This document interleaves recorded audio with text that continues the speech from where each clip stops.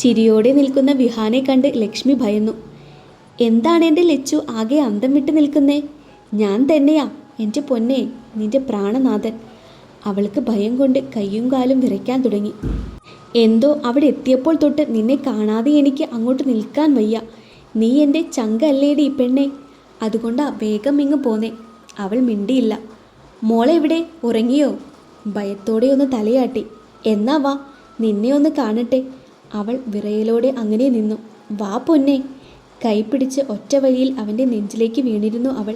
കൈകളിൽ കോരിയെടുത്ത് അങ്ങനെ നടക്കുമ്പോൾ താളം തെറ്റിയ ഹൃദയമിടിപ്പ് കേട്ട് അവൻ്റെ ചുണ്ടിൽ ചിരി ഊറി വീണു. എവിടെയൊക്കെയാ അലഞ്ഞു നടന്നത് അവനെന്ന് അവന് തന്നെ അറിയില്ലായിരുന്നു. എഡ്വിൻ. ഏറെ നേരത്തെ അലച്ചിന് ശേഷം വീട്ടിലെത്തുമ്പോൾ ആർദ്ര സോഫയിലിരുന്ന് ഉറങ്ങിപ്പോയിരുന്നു. ആരോ തനിക്കരികെ ഇരിക്കുന്നതറിഞ്ഞ് അവൾ കണ്ണു തുറന്നു. സാർ, അപ്പു. എനിക്കറിയില്ലടോ. ഞാൻ കയറി ഇറങ്ങാത്ത ഒരു ഹോസ്പിറ്റൽ പോലും ഇല്ല ഇവിടെ. ഞാൻ അറിയാതെ ഒരു ആക്സിഡൻ്റ് ഇല്ല. അവൾ പോയി എങ്ങോട്ടോ, എൻ്റെ കണ്ണെത്താ ദൂരത്തേക്ക്. എനിക്ക് അത്രേ അറിയൂ, അത്രമാത്രമേ അറിയൂ. അവൻ്റെ കണ്ണുകൾ നിറഞ്ഞൊഴുകി. അവളുടെയും. ഞാൻ ഒത്തിരി വേദനിപ്പിച്ചു, വിഷമിപ്പിച്ചു. എന്തായിരുന്നു ആ മനസ്സിലെന്ന് പോലും എനിക്കറിയില്ല. ഞാൻ തോറ്റുപോയടോ, തോറ്റുപോയി. സാർ, പോലീസിൽ കംപ്ലൈൻറ്റ് ചെയ്താലോ? ആദ്യം അകത്താക്കുന്നത് എന്നെ തന്നെയാകും. ഞാൻ ഇവിടെ പുറത്ത് വേണം. അവൾ തിരികെ എത്തുമ്പോൾ എന്നെ കണ്ടില്ലെങ്കിൽ വിഷമിക്കില്ലേ? സാർ, എന്തേലും കഴിച്ചോ? വിശപ്പില്ല സാർ. താൻ കഴിച്ചു കിടന്നോ? അവൻ പോകുന്നത് കണ്ടപ്പോൾ സങ്കടത്തേക്കാൾ വേദനയാണ് തോന്നിയത്. അവൾക്ക് ജയ്യെ കാണാൻ തോന്നി. തന്നെ കാണാൻ ആഗ്രഹിക്കുന്നുണ്ടാകുമോ? വയ്യാതെ കിടപ്പല്ലേ. എവിടെയായിരിക്കും, എങ്ങനെയായിരിക്കും എന്നൊന്നും അറിയാൻ വയ്യ. പാർവതി, അവളാണ് ഭാര്യ, അവൾക്കാണ് അവകാശം. താൻ ഒന്നുമല്ല, ആരുമല്ല. നിറഞ്ഞ കണ്ണുകൾ തുടച്ച് അവളും ബെഡിലേക്ക് ചാഞ്ഞു. ലക്ഷ്മി അടുത്ത് കിടക്കുന്നവനെ ഒന്ന് നോക്കി. പുതപ്പെടുത്ത് തൻ്റെ ദേഹത്തേക്കിട്ടു. ഒത്തിരി നാളുകൾക്ക് ശേഷമാണ് ഇങ്ങനെ വേദനിപ്പിക്കാതെ ഒന്നു ചേരുന്നത്. എപ്പോഴാണ് അയാൾ ഇങ്ങനെ മാറിയത്? മുൻപത്തെ വിഹാൻ എന്തൊരു നല്ലവനായിരുന്നു. ആയിരുന്നോ അതോ നല്ലവനെന്ന് അഭിനയിച്ചതോ? അവളൊന്ന് ശ്വാസം വിട്ടു. എന്നായിരുന്നു വിഹാനെ ആദ്യമായി കണ്ടത്? അന്ന് ഹോസ്പിറ്റൽ ബോധം വീണ ഉടനെ പപ്പയെ കാണണമെന്ന് പറഞ്ഞ് അലറി താൻ. പക്ഷേ ശബ്ദം പുറത്തേക്ക് വന്നില്ല. അവളൊന്ന് പകച്ചു. ആ പകപ്പിനെ അങ്ങനെ നെഞ്ചോട് ചേർത്ത് മുറുക്കിയത് 2 കൈകളായിരുന്നു. ആരാണെന്നറിയില്ല, പക്ഷേ ചാരാൻ തനിക്ക് ആ നെഞ്ച് വേണമെന്ന് തോന്നിയിരുന്നു.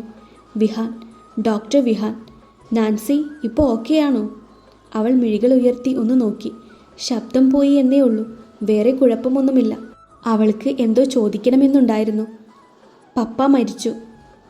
താൻ ഇങ്ങനെ ബോധമില്ലാതെ കിടക്കാൻ തുടങ്ങിയിട്ട് 3 ദിവസം കഴിഞ്ഞു. അവൾ വീണ്ടും അവനെ നോക്കി. എഡ്വിൻ, അവൻ അമ്മയ്ക്കൊപ്പമുണ്ട്. അമ്മ ഡിപ്രഷൻ സ്റ്റേജിലാണ്. ഒന്നും ഉൾക്കൊള്ളാൻ കഴിഞ്ഞിട്ടില്ല. അവളുടെ കണ്ണുകൾ നിറഞ്ഞു. പിന്നെ പെട്ടെന്ന് അവനിൽ നിന്നും മാറി. എന്തേ? അതിന് അവൾ മറുപടി പറഞ്ഞില്ല. അന്യനായ ഒരുവൻ്റെ നെഞ്ചിലാണ് താൻ ഇത്രയും നേരം ചേർന്നിരുന്നത് എന്ന് അവൾക്ക് എന്തോ പോലെ തോന്നി. എന്താടോ പെട്ടെന്നങ്ങ് മൂഡ് ഓഫ് ആയത്? അവൾ ഒന്നുമില്ലെന്ന് കാണിച്ചു. ഇത്രയും നേരം ചാരാൻ ഞാൻ വേണമായിരുന്നല്ലോ. അവൾ മിണ്ടിയില്ല. ഈ ജീവിതം മുഴുവൻ ചാരിയിരുന്നാലും എനിക്ക് കുഴപ്പമൊന്നുമില്ല നാൻസി. അവളൊന്ന് പതറി. അവൻ്റെ മുഖത്തേക്ക് നോക്കും മുന്നേ ഒരു ചിരിയോടെ അവിടെ നിന്ന് ഇറങ്ങിക്കഴിഞ്ഞിരുന്നു. 3-ാം ദിവസമാണ് അവളെ ഡിസ്ചാർജ് ചെയ്തത്. പപ്പയുടെ മരണം, അമ്മയുടെ ഡിപ്രഷൻ, നാൻസിയുടെ അവസ്ഥ, പിന്നെ ബിസിനസ്. പപ്പ തുടങ്ങി വെച്ചത് വിട്ടുകളയാൻ തോന്നിയില്ല. എഡ്വിൻ്റെ ശ്രദ്ധ ഒന്ന് മാറിയതോ അതോ ആ അവസരം മുതലെടുത്തതോ എന്നറിയില്ല. ചില ഇടവേളകളിലെല്ലാം അവർ തമ്മിൽ കണ്ടുമുട്ടിയിരുന്നു. ഹൃദയം പങ്കുവച്ചു, പ്രണയം പങ്കുവച്ചു. ഒരിക്കൽ അവളെയും കൂട്ടി വണ്ടിയിൽ വരുമ്പോൾ നനഞ്ഞു കുതിർന്നിരുന്നു അവൾ. അവൻ്റെ ഫ്ലാറ്റിലേക്ക് ക്ഷണിക്കുമ്പോൾ തെല്ലും പേടി തോന്നിയില്ല എന്നതാണ് സത്യം. പക്ഷേ അന്ന് അവൾക്ക് അവളെ നഷ്ടപ്പെട്ടു. അവൻ്റെ സ്പർശത്തിൽ അവൾ തളർന്നു പോയിരുന്നു. നാൻസി, എനിക്കിഷ്ടമാണ് ഒരുപാട്. വരുന്നോ നീ എൻ്റെ കൂടെ, എന്നോടൊപ്പം എന്നെന്നും? നിറഞ്ഞൊഴുകിയ കണ്ണുകളൊന്ന് തുടച്ചു. എന്തിനാ കരയുന്നേ? എന്നായാലും നീ എൻ്റെയാണ്. നിന്നെപ്പോലെ ഒരാളും എൻ്റെ ലൈഫിലില്ല. സംശയമുണ്ടിൽ അന്വേഷിച്ചോ, ഡോക്ടർ വിഹാൻ നല്ലവനാണോ എന്ന്. പെണ്ണ് എനിക്കൊരു വീക്ക്നെസ് അല്ല. പക്ഷേ അവളുടെ മുഖം തനിക്ക് നേരെ തിരിച്ചു. ആ ചുണ്ടുകളിൽ അമർത്തി ഉമ്മ വെച്ചു. നീ എനിക്ക് ഒരു വീക്ക്നെസ്സാണ്. എനിക്ക് വേണം നിന്നെ, നിന്നെ മാത്രം. അവൾ മിണ്ടിയില്ല. നെഞ്ചോട് ചേർത്ത് അങ്ങനെ മുറുകെ പിടിച്ചു. പതിയെ ഉറങ്ങിപ്പോയി അവനും. ഇരുട്ട് പിടിച്ച മഴയുടെ ശബ്ദം കേട്ടാണ് അവൾ ഉണർന്നത്. അവളെ തന്നെ നോക്കിക്കിടക്കുന്ന ഒരു രൂപം. അതവനാണെന്ന് തിരിച്ചറിഞ്ഞ നിമിഷം പിടഞ്ഞു പോയിരുന്നു. പിന്തിരിയാൻ പോയവളെ അങ്ങനെ മുറുകെ ചേർത്ത് ഭ്രാന്തമായി തന്നെ ചുണ്ടുകൾ നുകർന്നു. ഒന്ന് തടയാനോ മറയ്ക്കാനോ ആവാത്ത വിധം അവനിൽ പെട്ടുപോയിരുന്നു അവൾ. ഒരിക്കൽ കൂടി അവന് വേണ്ടി കിടന്നു കൊടുക്കുമ്പോൾ അതവൾ ആസ്വദിച്ചിരുന്നു. ഇനി ഒരിക്കലും നഷ്ടപ്പെട്ടു പോകല്ലേ എന്ന് ആഗ്രഹിച്ചിരുന്നു. അതിനിടയിൽ തൻ്റെ ഫോണിലേക്ക് വന്ന എഡ്വിൻ്റെ കോൾ അവൾ കണ്ടില്ല, മെസ്സേജ് കണ്ടില്ല. അവനെ മാത്രം, അവൻ്റെ പ്രണയവും. പിറ്റേന്നാണ് വിഹാൻ്റെ ഒപ്പമാണെന്ന് പറഞ്ഞ് അവൾ മെസ്സേജ് അയക്കുന്നത്. അത് കേട്ട ഉടനെ അമ്മ ആത്മഹത്യ ചെയ്യുകയായിരുന്നു. അമ്മയെ കാണാൻ പോയപ്പോൾ എഡ്വിൻ അവളെ നോക്കിയ ഒരു നോട്ടമുണ്ട്. പോടി പോ. എല്ലാം കൂടെ ഒന്നിച്ച് ചേർത്തൊന്ന് പിടിക്കാൻ ശ്രമിച്ചപ്പോൾ എന്നെ തോൽപ്പിക്കാൻ നീയും കൂട്ടു നിന്നല്ലേ, അതും ഇവൻ്റെ കൂടെ. അവളൊന്ന് പകച്ചു. അപ്പയെ കൊന്നവനെ തന്നെ കൂടെ കെട്ടിപ്പുറത്തല്ലോ നീ. സന്തോഷമായി. ഇനി ഇനി എനിക്ക് നാൻസി എന്നൊരു പെങ്ങളില്ല. വേണ്ട എനിക്ക്. എൻ്റെ കണ്ണിൻ്റെ മുന്നിൽ പോലും നിന്നെ കണ്ടുപോകരുത്. അവൾ ഭയത്തോടെ കഴുത്തിൽ തൂങ്ങിയാടുന്ന താലിയിലേക്ക് നോക്കി. പിന്നെ വിഹാനെയും. ഇന്ന് രാവിലെയാണ് അമ്പലത്തിൽ പോയി താലി കെട്ടുന്നത്. തന്നെ പൂർണ്ണനാക്കിയവൻ തന്നെ കളഞ്ഞിട്ട് പോയില്ല, പകരം ചേർത്ത് പിടിച്ചല്ലോ എന്നാണ് ചിന്തിച്ചത്. ഡോക്ടറുടെ വീട്ടിൽ ആരൊക്കെ ഉണ്ട് എന്ന് തന്നെ അറിയില്ല. എന്ത് കണ്ടിട്ടാണ് അയാളെ സ്നേഹിച്ചത് എന്നും അറിയില്ല. പക്ഷേ സ്വന്തം ഏട്ടൻ ഇങ്ങനെ പറയുമ്പോൾ, അതേടാ അങ്ങനെ തന്നെയാണെന്ന് കരുതിക്കോ. നീ പോയി കേസ് കൊടുക്ക്, അവൻ തെളിയിക്കട്ടെ എല്ലാം. എഡ്വിൻ മിണ്ടിയില്ല. ദേ ഈ നിൽക്കുന്ന നിന്റെ പെങ്ങൾ ഇനി മുതൽ എൻ്റെ ഭാര്യയാണ്. ലക്ഷ്മി പ്രഭ. അവൾക്ക് ഞാനുണ്ട്, ഞാനുണ്ടാകും ഈ ജീവിതം മുഴുവൻ. അവൾ ഭയത്തോടെ അവനെ നോക്കി. വാ. അവൻ്റെ കൈ പിടിച്ച് ആ വീടിൻ്റെ പടിയിറങ്ങുമ്പോൾ അറിഞ്ഞിരുന്നില്ല തൻ്റെ സന്തോഷം എന്നേക്കുമായി ഇവിടെ ഉപേക്ഷിച്ചാണ് പോകുന്നത് എന്ന്.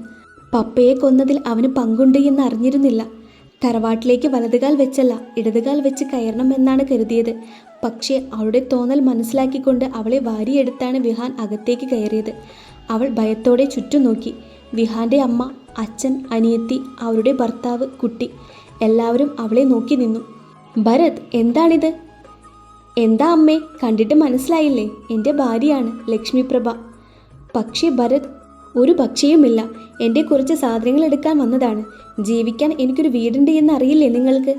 അവനൊരു ചിരിയോടെ സ്റ്റെപ്പ് കയറി. പിന്നെ പെട്ടെന്ന് തിരിച്ചിറങ്ങി അവളുടെ കൈ പിടിച്ചു. വാ, ഇവിടെ തനിച്ച് നിൽക്കണ്ട. അതവൾ ആഗ്രഹിച്ചതായതുകൊണ്ട് മിണ്ടാതെ അവനൊപ്പം നടന്നു.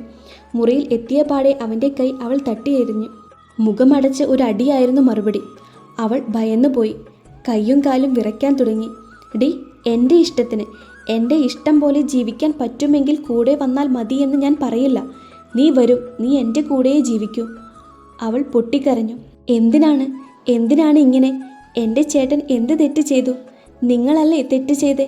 എൻ്റെ പപ്പ, അയാളൊരു തെറ്റ് ചെയ്തു. എന്താണെന്നറിയോ നിനക്ക്? അവൾ ഇല്ലെന്ന് തലയാട്ടി.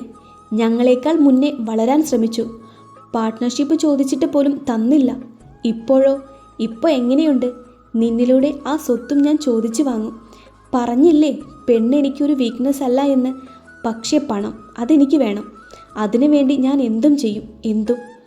നിങ്ങളൊരു ദുഷ്ടനാണ്. അതെ, ഞാനൊരു ദുഷ്ടൻ തന്നെയാണ്. അവൻ അരികിലേക്ക് നടന്നു. അടിച്ച കവിളിൽ പതിയെ തലോടി. ചുണ്ടുകൾ കവിളിൽ അമർത്തി. പക്ഷേ നിനക്ക് എന്നിൽ നിന്നൊരു മോചനമുണ്ടാകില്ല. എനിക്ക് അത്രയ്ക്ക് ഇഷ്ടമാണ് നിന്നെ. അവൾ ഭയന്നു. അന്നത്തെ ആ ഭയം ദേ ഇപ്പോഴുമുണ്ട്. ഈ നെഞ്ചിൽ അങ്ങനെ നിറയെ. ഇപ്പോൾ ഈ കാണിക്കുന്ന സ്നേഹം എന്തിനായിരിക്കും? അറിയില്ല. ചിന്തിക്കാൻ പോലും ഭയം തോന്നുന്നു.